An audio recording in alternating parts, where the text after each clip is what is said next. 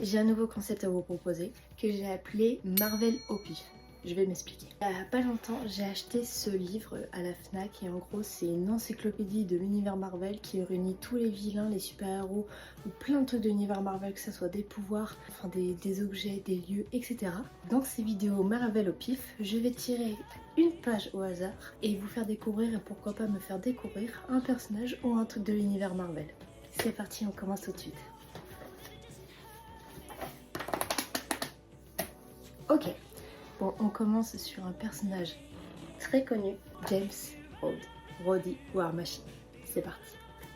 James Rhodes est apparu pour la première fois dans le Iron Man numéro 118 en janvier 1979. À la base, c'est un pilote expérimenté, un ancien marine et surtout l'un des amis les plus fidèles de Tony Stark.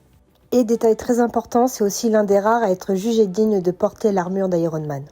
Faisons un petit saut dans le temps. Quand Tony est capturé par le seigneur de guerre Khonshu, il construit sa première armure avec l'aide du docteur Jensen pour s'échapper et survivre à sa blessure au cœur. La première personne qu'il croise en s'enfuyant, Rhodey.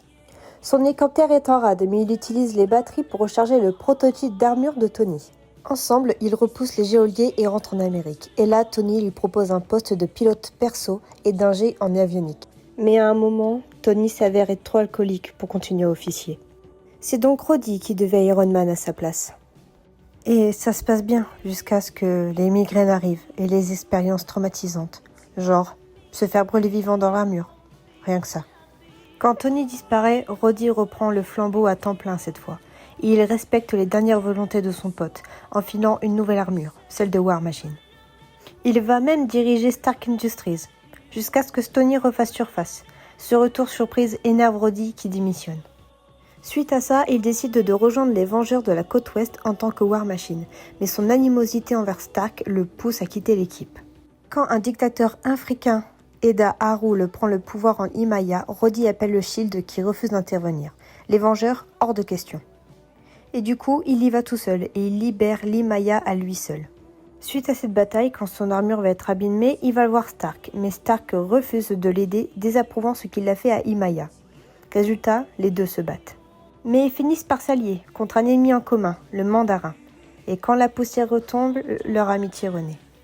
Ensuite, War Machine devient un vengeur à part entière. Il utilise un escadron de drones pour traquer des membres des Illuminati. Et puis arrivent les visions des Inhumains. Rhodey, guidé par Ulysse, se joint aux Ultimates pour piéger Thanos. Mais le plan échoue. Thanos se veut s'emparer du cube cosmique et tue Rhodey. Cette tragédie lance un débat énorme dans le commun héroïque. Est-ce qu'on peut vraiment prévenir le désastre